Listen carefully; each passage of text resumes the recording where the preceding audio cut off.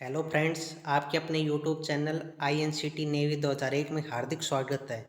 उम्मीद करता हूँ आपका स्वास्थ्य एकदम अच्छा होगा और आप अपनी स्टडी को कंटिन्यू रख रहे होंगे। आज अपन बात करेंगे INCT नेवी में एक पोस्ट होती है MTS मिनिस्ट्रियल। इस पोस्ट की अपन सारी जॉब प्रोफाइल, कितने बच्चों ने पेपर दिया था, salary, promotion and other benefit, complete information एक वीडियो में आपको मिल जाएगी। उम्मीद करूँगा ये वीडियो देखने के बाद आप किसी दूसरे चैनल पर MTS मिनिस्ट्रियल के बारे में कोई भी इंफॉर्मेशन सर्च नहीं करेंगे। आइए चलिए शुरू करते हैं। सबसे पहले नेवी MTS मिनिस्ट्रियल का एग्ज़ाम 31 अगस्त से 3 सितंबर के बीच में हुआ था। नेवी ने टेक्निकल इशू या अदर इशू की वजह से कुछ सेंटरों के एग्ज़ाम कैंसिल कर दिए थे। नेवी ने MTS मिनिस्ट्रियल के 5 सेंटरों के एग्ज़ाम कैंसिल करे थे, जिनका सेंटर कोड था 136, 153, 207 और 208 और 152। इन 5 सेंटरों का एग्ज़ाम कैंसिल करने का नोटिस 29 दिसंबर को दिया था। 20 जनवरी को नेवी ने इनका एडमिट कार्ड जारी किया था। 2 फरवरी को ऑल ओवर इंडिया में 6 सेंटरों पर री एग्ज़ाम कंडक्ट हो चुका है। अब अपन सभी वेट कर रहे हैं आंसर की का। तो आंसर की 20 से 25 फरवरी के बीच आने की पूरी उम्मीद है, जैसा कि मैंने नेवी हेडक्वार्टर में कॉल किया था। तो आइए और इन्फॉर्मेशन जानते हैं। अब अपन बात करेंगे कि MTS मिनिस्ट्रियल में कितनी पोस्ट थी, कितने बच्चों ने एग्ज़ाम अटेंड किया था और पर पोस्ट कितना कंपटीशन रहने वाला है इस वैकेंसी में।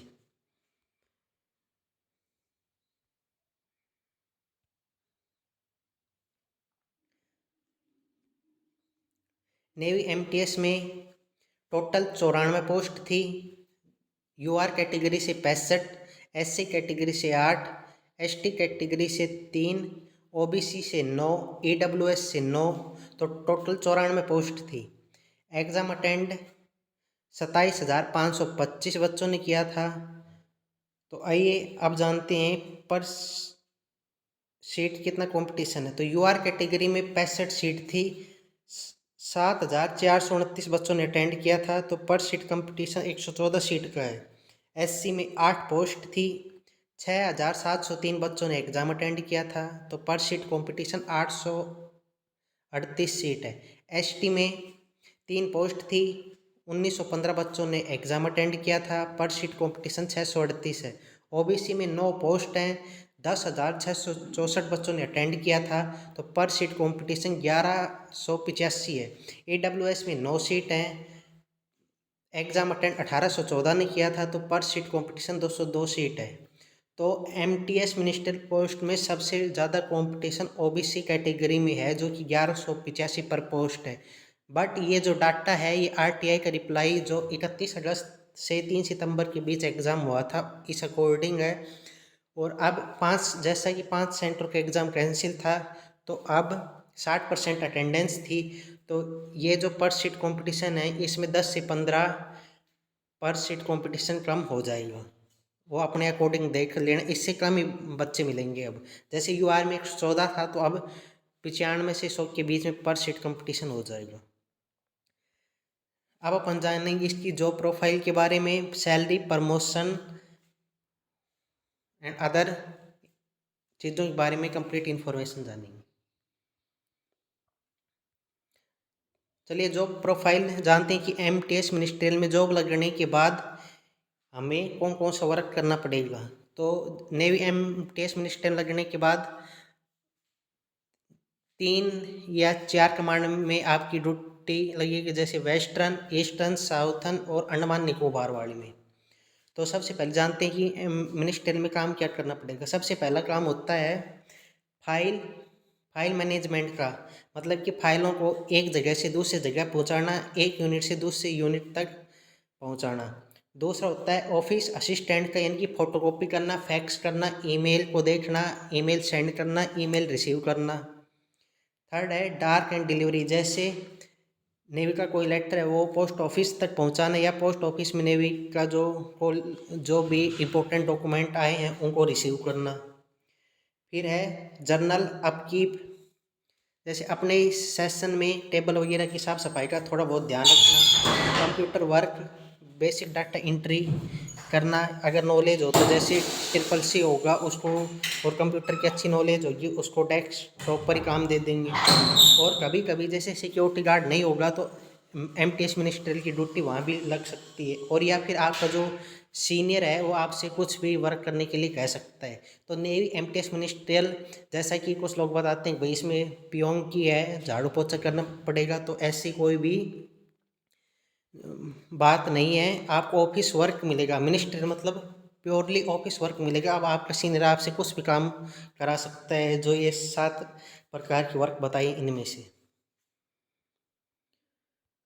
चलिए आप जानते हैं नेवी MTS मिनिस्ट्रियल में सैलरी कितनी होती है। तो किसी भी सैलरी के 3 कंपोनेंट होते हैं।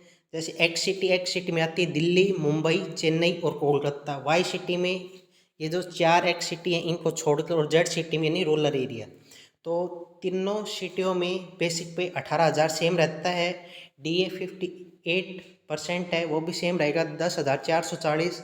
अब हाउस रेंट एक्स सिटी में 30% होता है, वाई में 20 और जेड में 10% होता है, तो 5400, 3600 और 1800। टीए टीए 3133 एक्स सिटी में, वाई सिटी में 1422 और जेड में भी 1422। तो अपनी ग्रोस सैलरी एक्स सिटी में बनेगी 35,973, वाई सिटी में 33,462 और जेड सिटी में 31,662। अब इनमें से कुछ डिडक्शन भी होते हैं, जैसे NPS 10% कटता है। अदर डिडक्शन जैसे टैक्स हुआ, CGHS कार्ड का हुआ, उनका अमाउंट कटता है। तो टोटल डिडक्शन कटने के बाद एक्स सिटी में 32,649 रुपये, वाई सिटी में 30,138 रुपये और जेड सिटी में 28,338 रुपये। इतनी आपको सैलरी मिलेगी। ये सैलरी 7th पे कमीशन की अकॉर्डिंग है, जो कि 7th पे कमीशन आया था 2016 में। तो अब 8 पे कमीशन आने वाला है, 1 जनवरी 2026 से अप्लाई हो गया है। तो अब नेवी मिनिस्टर की सैलरी 50 से 55,000 के बीच में ईजिली हो जाएगी एक्स सिटी में। वाई सिटी में वही 48,000 और जेड सिटी में 45,000 के समथिंग।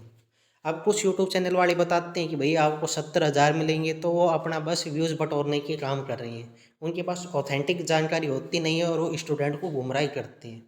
जो सैलरी थी वो मैंने आपको डिटेल में बता दी है, 7th पे कमीशन के अकॉर्डिंग भी और 8 पे कमीशन के अकॉर्डिंग भी। चलिए अब जानते हैं कि अपन को नेवी MTS मिनिस्ट्रियल में क्या क्या बेनिफिट मिलेंगे। तो सबसे पहले, जैसा कि अपने को पता है कि नेवी की जो ये जॉब है ये मिनिस्ट्री ऑफ डिफेंस के अंडर आती है। तो डिफेंस को जो सुविधाएं होती हैं लगभग नेवी MTS मिनिस्ट्रियल को मिलेंगी। जैसे पहली है मेडिकल फैसिलिटी आप प्राइवेट हॉस्पिटल में ऑल ओवर इंडिया कहीं भी अपना और अपने फैमिली का इलाज फ्री में करवा सकते हैं। दूसरा CSD कार्ड, आप ऑल ओवर इंडिया की CSD कार्ड में कहीं से भी ग्लोसरी का सामान खरीद सकते हैं, लेकिन लिक्विड का सामान नहीं मिलेगा। लिक्विड ओनली जो सोल्जर हैं उनको ही मिलता है। जैसा कि नेवी MT मिनिस्ट्रियल एक सिविल जॉब है। थर्ड है चिल्ड्रन अलाउंस मिलता है 27,000 रुपये हर साल में। ये आपके बच्चों को नर्सरी से लेकर 12th तक हर साल मिलेंगी एजुकेशन के लिए।